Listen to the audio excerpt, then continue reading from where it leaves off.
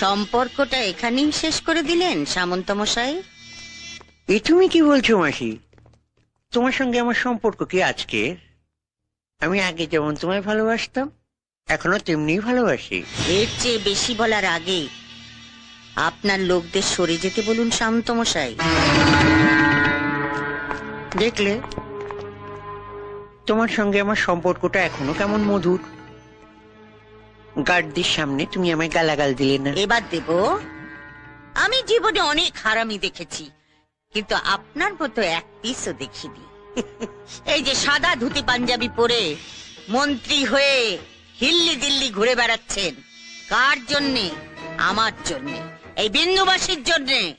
ভোটের সময় বুথের সামনে বোমা ফেলে ছাপ্পা মেরে আমার ছেলেরা 60% ভোট আপনার পকেটে ঢুকিয়ে দিয়েছিল।